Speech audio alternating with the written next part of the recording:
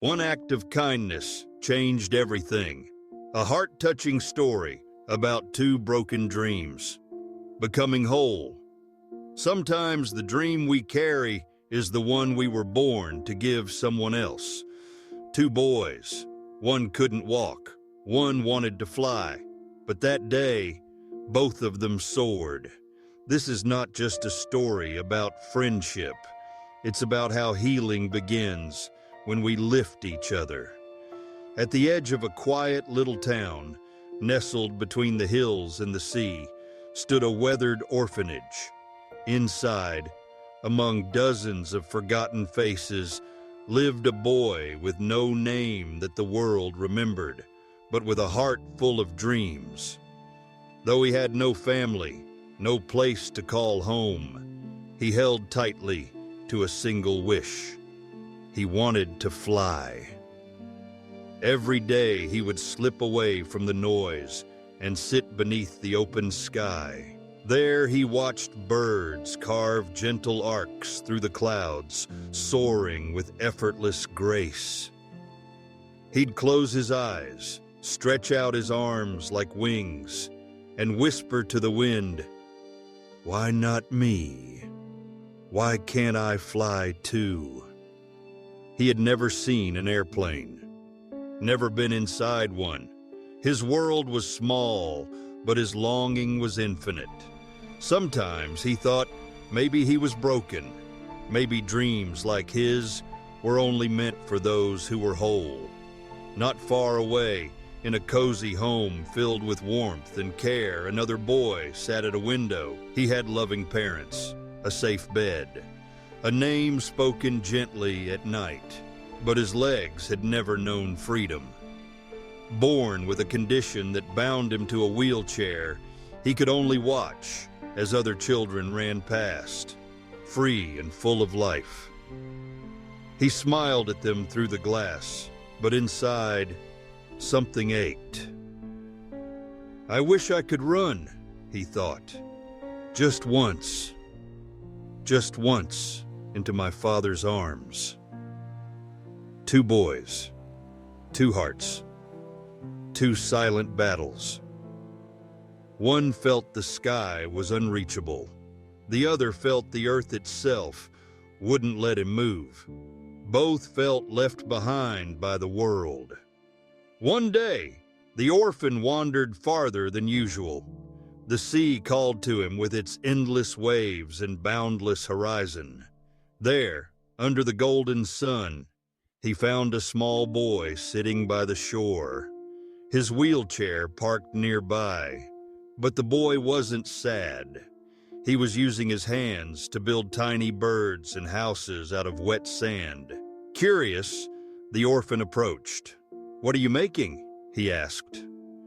"Birds," the boy replied with a gentle smile. "I like birds too." The orphan sat beside him. "Do you dream of flying like them?" The boy looked up. His eyes were quiet but deep. "No," he said, "I dream of walking, of running to my dad when he gets home. I've never done that, not even once." The orphan's heart clenched. His dream of flying suddenly felt small, silly even. He looked at this boy, whose dream was simply to walk, to run, to touch what others took for granted. He sat beside him and whispered, "Can we be friends?" The boy nodded, eyes lighting up. "Real friends?" the orphan asked. "Real friends," the boy said with a grin. And just like that, something beautiful began. They laughed, they played, they built sandcastles, birds, and wild dreams with their hands. For a little while, the sky, the sea, and the shore became their world. And in that world, there were no wheelchairs, no lost parents, no cages of thought, just two souls playing like they'd always belonged. As the sun began to set, the boy's father arrived, walking slowly toward them with the wheelchair. The orphan stood, walked over and whispered something into the man's ear. The father smiled, a gentle, surprised kind of smile. "Of course," he said softly. The orphan turned back to his new friend. "Climb onto my back," he said. The boy blinked. "Why?" "Just trust me." With his father's help, the boy climbed onto the orphan's back.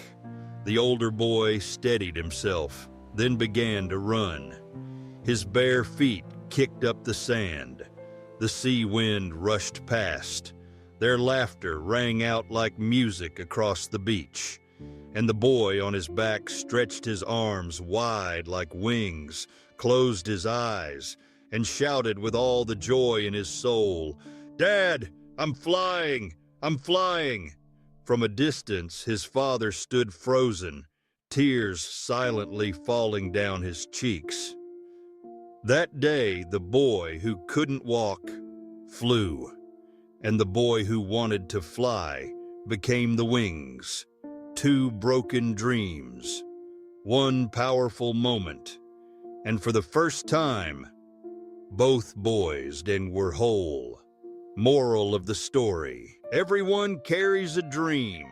Some want to run, some want to fly, and some just want to feel seen, held, understood.